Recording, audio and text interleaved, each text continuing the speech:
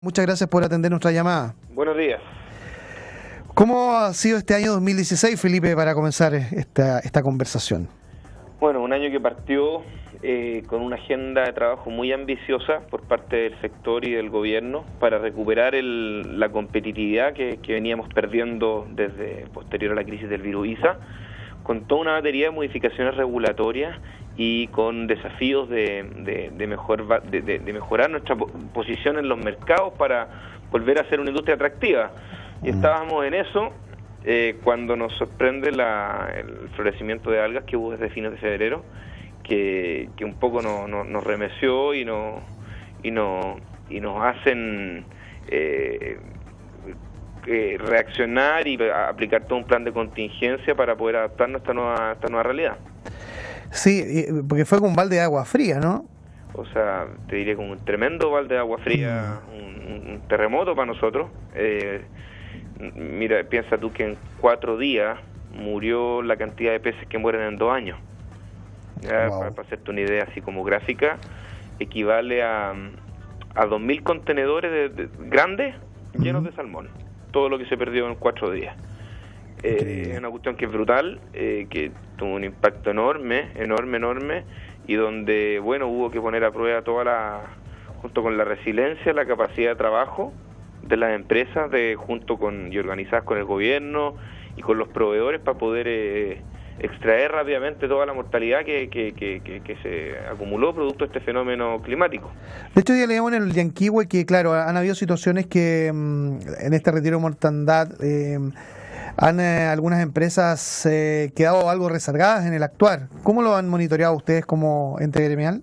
No, te diría que eso no es así. Hay que ver bien, cuando tú lees la declaración, se dice que el Cernapesca confirma lo que nosotros habíamos dicho, de que se realizó en el plazo establecido la extracción de mortalidad,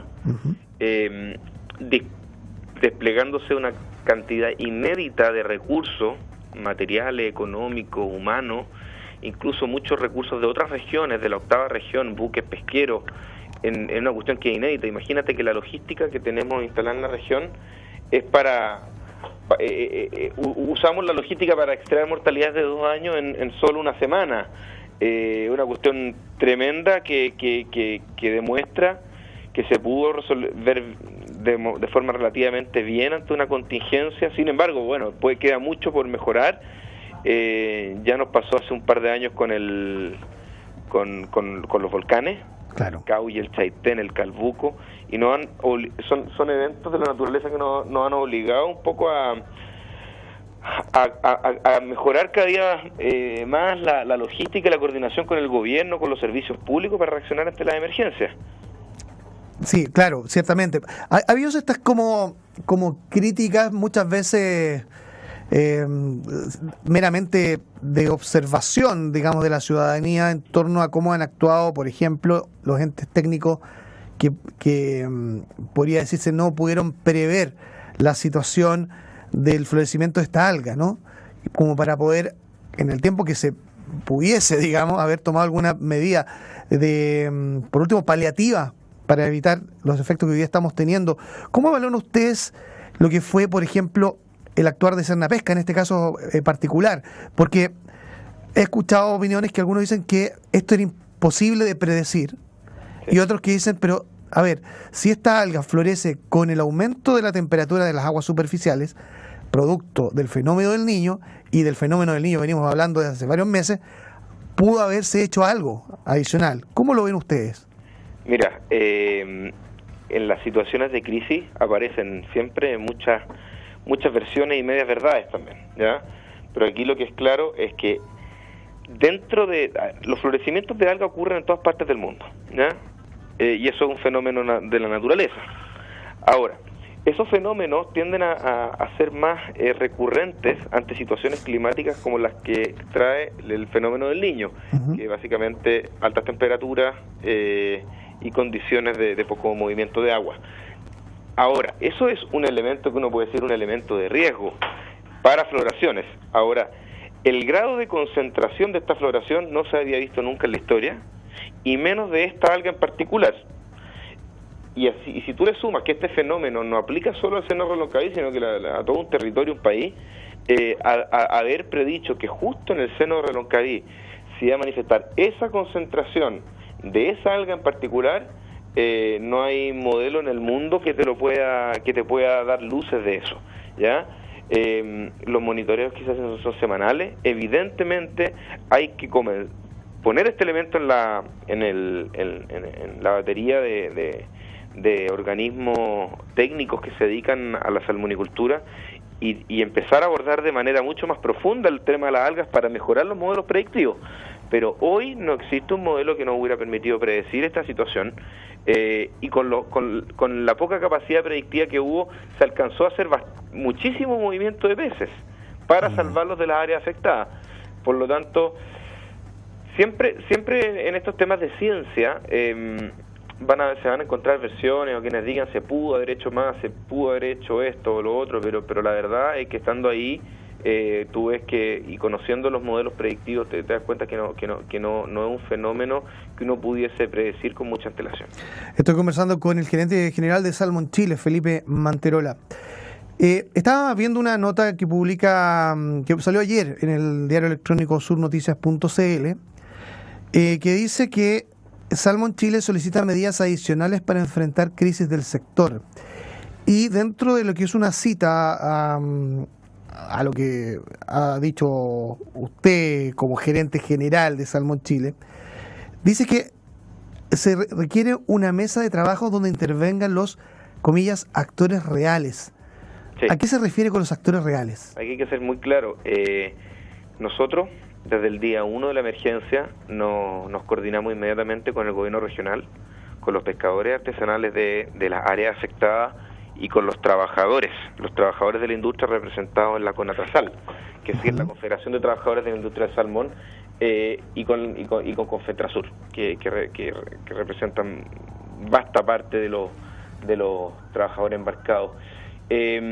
Con los parlamentarios de la zona también nos pusimos en contacto, por lo tanto con autoridades y grupos de interés. Sin embargo, uno ve que estos tiempos de crisis son muy fértiles para los oportunismos, y es así como llegaron personeros de otras regiones con agrupaciones de trabajadores de otros segmentos, trabajadores que no representan a trabajadores de la industria, a sentarse a las mesas de trabajo. Pero por ejemplo, ¿habla de una manipulación política?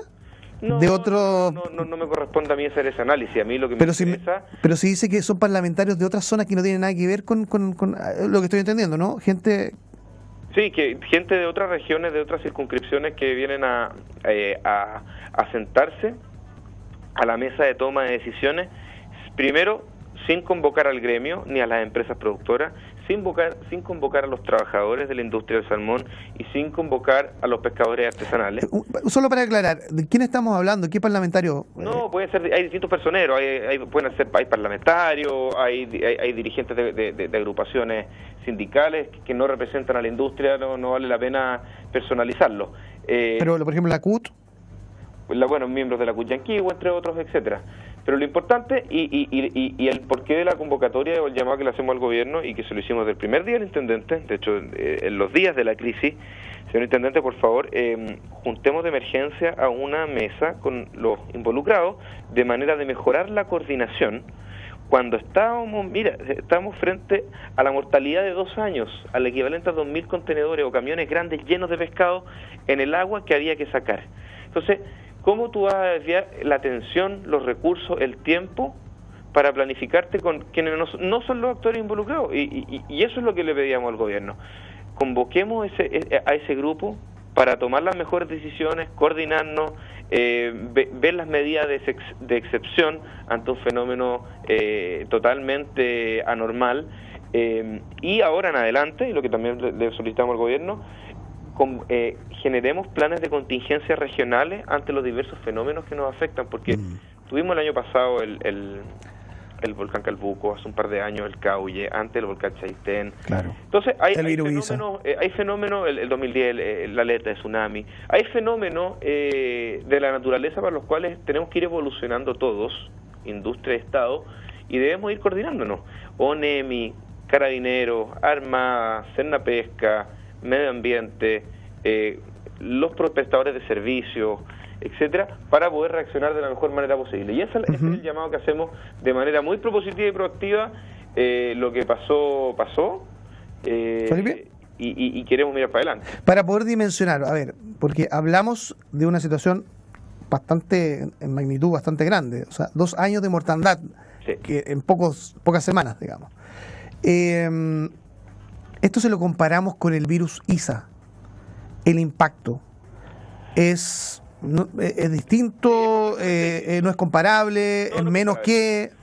Primero, el virus ISA fue un evento sanitario, ¿ya? Que tenía que ver con la gestión sanitaria de la industria. Sí, pero yo lo hablo, Felipe, el enfoque más bien es en lo económico, porque sabemos que la industria del salmón es una industria tremendamente importante en la economía regional. Desde esa perspectiva, porque hay desde hace algún tiempo se viene hablando de despidos masivos en la industria del salmón. Yo he escuchado cifras de todo tipo. He leído que se habla de 2.000 durante el año, se habla de 10.000, otros hablan de 5.000. Hay cifras de todos los gustos, digamos. Importante tu pregunta y aclarar y ser transparentes desde el comienzo. Esto no es el virus ISA y no es comparable en su magnitud respecto del daño económico ni en la biomasa que se causó a los peces. O sea, esto es inferior a lo que pasó con el ISA. Así es. Ahora, el virus ISA generó mortalidades durante prácticamente 2 años y terminó con prácticamente el 70-80% del salmón atlántico, ¿ya? Esto es un fenómeno que ocurrió en una semana o un poco más, que acabó con el 17% de la producción de salmón atlántico y con cerca del 14% de la producción de la industria, no con el 70%, ¿ya? Son órdenes de magnitud completamente distintos. Ahora, sí fue más rápido, porque fue fulminante. Ahora, por lo tanto, cuando hablamos del impacto económico que va a tener esto, bueno, por cierto, tiene impacto económico en las empresas, particularmente en las empresas afectadas, y también va a tener un impacto en la actividad. Ahora, si el virus ISA tuvo un impacto del 70% de la actividad, aquí estamos hablando de que este año en cuanto a cosechas va a haber un 14% menos entre todas las especies. O sea, es un impacto, va a tener efectos en el empleo, pero por favor no son comparables con los del virus ISA. Importante aclaración, ¿eh? Sí, porque, es muy importante la aclaración porque toma en cuenta además que tenemos unas tasas de desempleo en la provincia de Chiloé y en la provincia de Yanquihue cercanas al 2%. Eso en la práctica indica que es muy difícil. Es pleno empleo prácticamente. Es más que pleno empleo. Claro. Ahora, va a haber un efecto en el empleo en el corto plazo inevitable e ineludible, ¿ya? Y estos peces que murieron eran principalmente para cosecha a fin de año, pero a fin de año viene también la temporada del cojo, que es una época en que desde octubre en adelante la industria tiende a contratar mucha mano de obra temporal para atender las faenas de cojo o la producción de cojo. Probablemente lo que va a pasar es que se van a generar ahora en el breve plazo desvinculaciones, que son las que veníamos conociendo de hace meses atrás, y para la temporada de cojo va a haber menor contratación temporal de temporeros. ¿Ya? Probablemente el impacto, si bien estamos haciendo un trabajo de cuantificación de manera de entregar información oportuna para generar certeza a los trabajadores y generar planes de reconversión temporal para aquellos trabajadores que resulten desvinculados, hay que reconocer que el efecto es completamente distinto y menor a lo del virus ISA.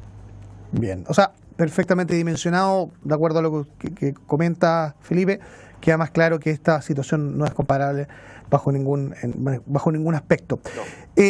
Otro punto que nos interesa conocer es el relacionado con las áreas de explotación, o no sé cómo se llama técnicamente, pero que tiene que ver con lo sanitario, ha tenido que ver con la eficiencia de los costos de producir salmón, en donde he escuchado opiniones de gerentes de la industria, en la cual se dice que el tema de la eficiencia en la producción de salmón podría ser mejor si se pudiese, por ejemplo, mover más hacia mar adentro, me imagino, a profundidades mayores, el sector donde hoy día se cosechan los peces. Pero ello pasa por una regulación, me han señalado. ¿Cómo lo ven ustedes? para hacer más eficiente la producción, efectivamente es necesario llegar a aguas de mayor profundidad, por ejemplo, para evitar algún problema sanitario? Mira, nosotros estamos trabajando desde el año pasado en un nuevo modelo regulatorio junto a la autoridad, y ese nuevo modelo regulatorio busca un poco lo que han hecho ya otros países, que es tener concesiones más distanciadas y de mayor escala, pero menos puntos productivos. Esto significa relocalizar parte importante de las concesiones, ¿ya? Fusionarlas, por ejemplo, ¿ya? De esa manera tú disminuyes los puntos que producen, alejas de lugares costeros que no son buenos ni ambientalmente ni sanitariamente, y lo llevas a zonas más profundas. En algunos casos, no en todos, pero porque lo que buscas es estar en mejores lugares productivos con que generen menor impacto sanitario y ambiental, y que estén lo más separados entre ellos posible, que es un poco lo que ha hecho también el modelo noruego. Por lo tanto, te diría que ese es correcto lo que tú dices. Hay una regulación para esto que está corriendo, y nosotros estamos en estos meses trabajando junto a la autoridad y junto a pescadores artesanales en facilitar y en apurar este proceso que comenzó el año 2010, pero que a la fecha no tiene ninguna relocalización hecha. Claro, no, yo me imagino que es un proceso bastante lento, pero la receptividad que ha tenido esta postura de ustedes en la autoridad pertinente en el Ejecutivo, por ejemplo, ¿cómo ha ido? ¿Está avanzando? ¿Hay disposición de parte de la autoridad actual de poder acoger esta iniciativa, por ejemplo? Sí, hay disposición, sin embargo la burocracia para este tipo de movimientos es muy compleja, requiere muchos espacios de estudio, de consulta, de análisis, muchas organizaciones públicas que están involucradas en este proceso, y eso evidentemente ha generado que este proceso no tenga los tiempos que todos desearíamos. Pero estamos seguros que la autoridad está convencida de que este es la mejor manera de avanzar. Bien. Felipe Manterola, gerente general de Salmon Chile, muchas gracias por conversar con nosotros, por aclararnos varios conceptos desde el punto de vista de la industria, que siempre se le ha criticado mucho el manejo comunicacional en ocasiones de ciertos temas, pero en esta oportunidad podemos ver que es interesante conocer cómo se ha tratado este tema y dimensionarlo de la correcta manera, porque ciertamente se ha especulado mucho en todo este tema y queríamos conocer la opinión de ustedes como gremio. Bueno, muchas gracias a ustedes y que tengan un excelente día. Y lo último, Felipe, te quiero dejar invitado para que vengas a Radio El Conquistador, al programa Zona Acuícola, que es un programa que conduce Rodrigo Carrasco, para que así conversen in extenso de esto y los desafíos del futuro de la industria acuícola. Así que estás cordialmente invitado. Encantado. Ahí vamos a agendar un día para poder estar junto a ustedes. Bueno, muchas gracias, que tengan buen día. Gracias a ti, adiós. Ahí estaba el gerente general de Salmon Chile, Felipe Manterola, conversando con nosotros. Y claro, interesante conocer la opinión de este gremio en el contexto del cual se está ya saliendo de esta situación. Porque claro, el boom de algas fue de bastante magnitud, bastante impredecible, porque científicamente no había forma de cómo actuar, ¿cierto?, con la respectiva antelación. Pero también queda bien en claro que la magnitud de esta situación no tiene ni una posibilidad de compararse con lo que fue el virus Isa, porque se está hablando de cerca del 14% de la producción afectada, de acuerdo a lo que está pasando hoy, versus el 70% que fue lo que se vivió hace algunos años atrás. Así que es uno de los puntos que bien vale la pena tener claro. Esto no tiene nada que ver ni se compara con lo que se vivió. O sea, esta situación es puntual e infinitamente inferior. Pero claro, va a tener impacto en la economía, sí o sí, eso es cierto. No, lo va a tener.